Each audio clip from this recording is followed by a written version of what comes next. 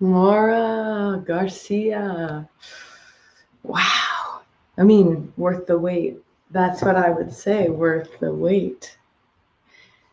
Hello there, Maura. Would you? Yes. Yes. How? Man, that got me grooving. The music, I mean, the dance and the music was so good. Original music, right? Yes, original music by Mark Gabriel Little. So, So amazing. And is yeah. that a collaboration that you go to often? Yes, it's actually my brother. So, Oh, that makes it so much better. yes, it does make it better, but we didn't always work together. We probably started maybe our first, I think I want to say our first kind of largest project was about 5 years ago. So, Five yeah. years ago. Hmm. Wow. The family connections run deep in this piece. Yes, yes. So, So uh, can you tell us a little bit about what it was like to create this piece and where it's coming from? yeah.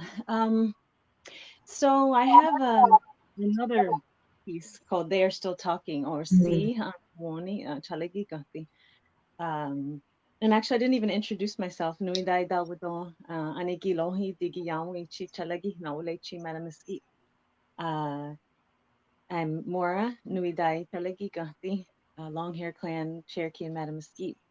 Um, but yeah, so as a part of a larger piece, which was about our connections to our ancestors through breath, our connections by gesture, our connections through trauma, our connections through joy.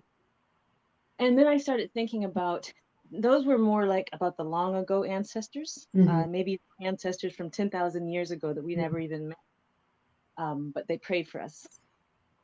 And but then I started thinking about the closer ancestors, the people that had taught me, that I had grown up around, that I had lived around, and what their teachings were and what their actions were. So the idea was to make a little base choreography off specific things from those people.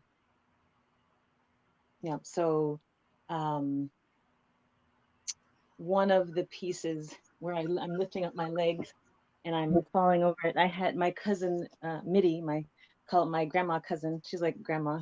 Um, Right. she had broken her leg when she was younger and never they didn't have any money, and so it didn't heal right. Yeah. And so it was completely straight all the time. So, when she had to get out of a chair, she had to do this weird thing where she threw her leg straight and, like, hoisted herself up out of the chair. It was really amazing to watch her do this.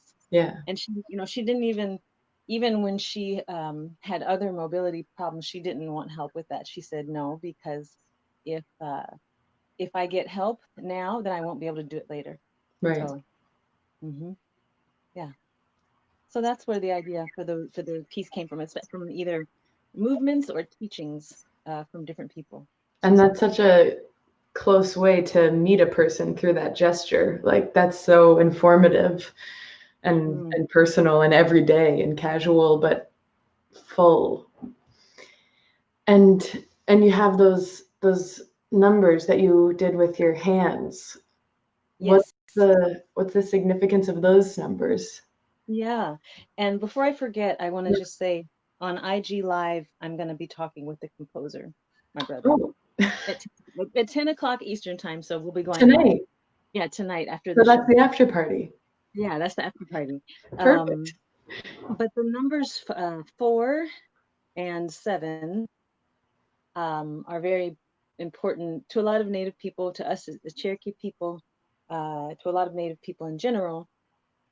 And so that's why they're in there. But particularly one of the ancestors, who for me he's my ancestor because he taught me, Hmm.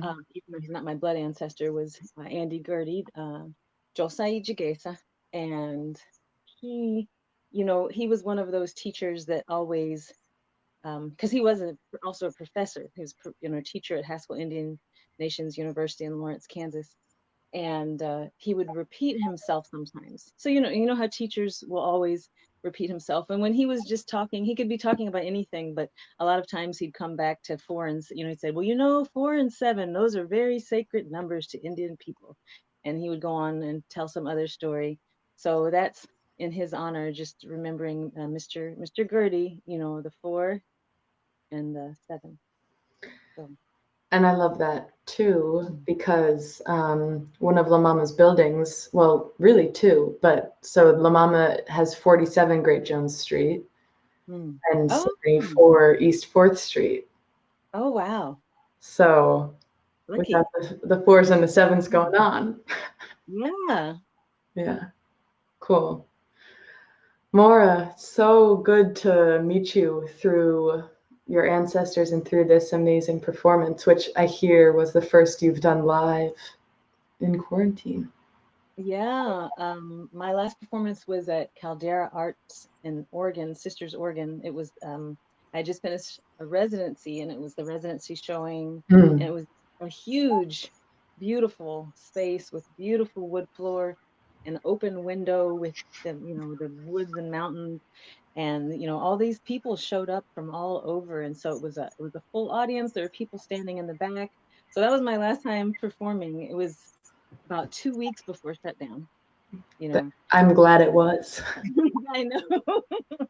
and so this, you all can't see, but I have literally everything in this room pushed to one side, and I've made this stage here, as I'm sure everyone else has been doing with their spaces.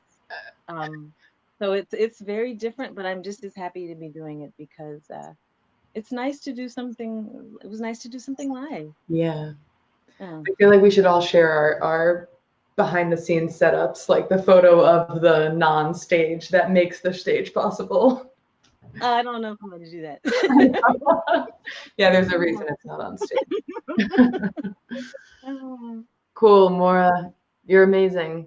Thank you so much. I'm so glad that we got to work together tonight. Yes. Cool. Thank you all. Okay. Thank you so much for having me. Bye-bye. Bye.